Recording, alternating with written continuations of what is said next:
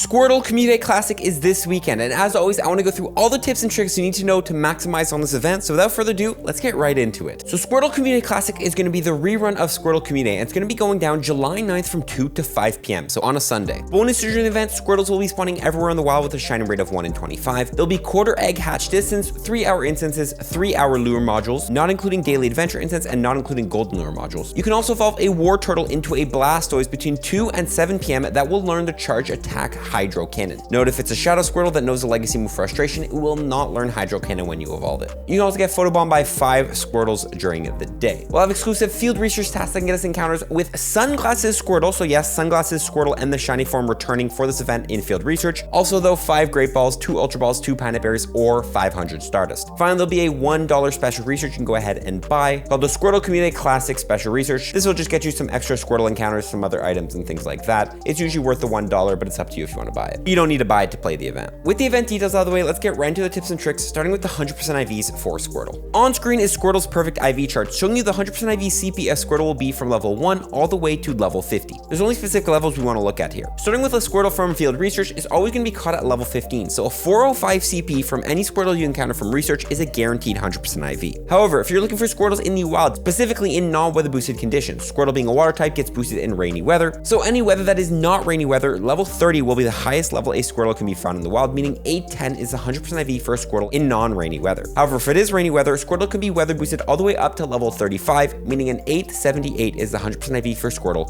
in rainy weather. Other than that though, there's 32 other 100% IVs a Squirtle can be in the wild. For example, if you find a 378, that could be a level 1400% IV. However, note a 378 is not guaranteed because it also could be a higher level Squirtle with worse IVs. So my best advice is just catch as many Squirtles as you can during the day to try to get the 100% IV. We also need to talk about PvP IVs. If you don't know, you want low attack, high defense, high stamina in Pokemon Go when running them in PvP. So let's go through what the best PvP IV sets are going to be for Blastoise in Pokemon Go. Starting off in the Great League, the rank 1 for a Blastoise will be a 115-15. So get that IV set. That's the best possible IV set for Blastoise in the Great League. However, do notice anything low attack, high defense, high stamina like a 0-15-15, a 2-14-14 will be pretty good. In the Ultra League, we're looking at a 0-12-15 as the rank 1. And note, this is level 48.5, so it's going to require XLs to run Blastoise in the Ultra League. However, again, anything low attack, high defense, high stamina works well. Finally, the Master League, of course, 15-15-15 is what you want to go with. Finally, I will mention Squirtle in the Little Cup. Rank 1 is going to be a 0-15-14. Not that Squirtle I think is any good in that cup, but that's what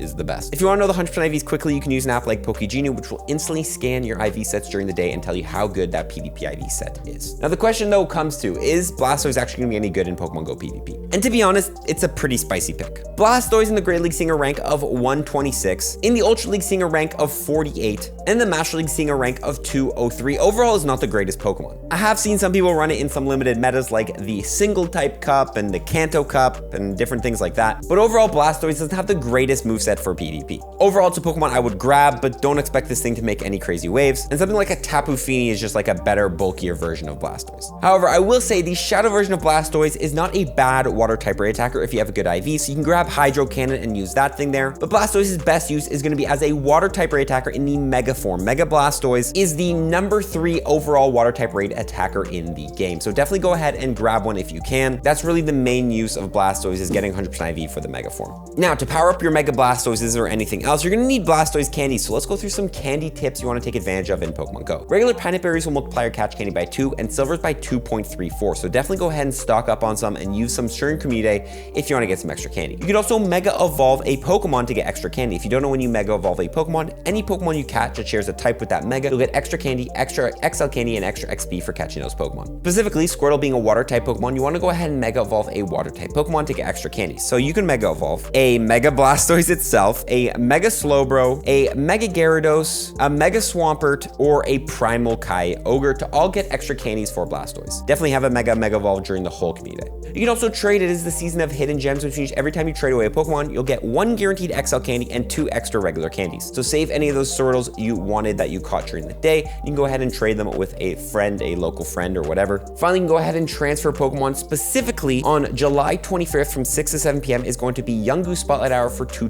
times transfer candy. So save any Squirtles until then if you want extra candies, and you can transfer them then. Now, since we do have quarter egg hatch distance, there is a strategy you can go ahead and take advantage of if you want a lot of Stardust during the community, and that's going to be the 12-kilometer egg hatch method. Popularized by the Trainer Club, this method will require you to stack up 12-kilometer eggs in Pokemon Go by battling the Team Go Rocket leaders. 12-kilometer eggs, when you hatch them, can get you anywhere between 3,200 Stardust and 6,400 Stardust. So if you have 12 of them and you hatch all of them on a start piece, you can get up to like 100,000 Stardust for hatching these eggs. Also, it's going to be quarter egg hatch distance, so it'll be very easy to just simply hatch these eggs. So you only have to walk 3 kilometers, with a super incubator even less. That's a strategy you can take advantage of if you want to get more Stardust. Finally, let's talk about some platinum medal tips. You need 35 platinum medals to go from level 48 to 49 in Pokemon Go. You can work on a couple of these medals pretty efficiently during this community, so let's go through which ones you should be working on. Starting, of course, with the swimmer medal, catch 2,500 water types. Squirtles are everywhere during the community. Definitely work on this medal if you haven't completed it. We also have 3-hour lure modules. So the picnicker medal, use a lure module to help any trainer catch 2,500 Pokemon, is a great medal to work on. You can go ahead during the community,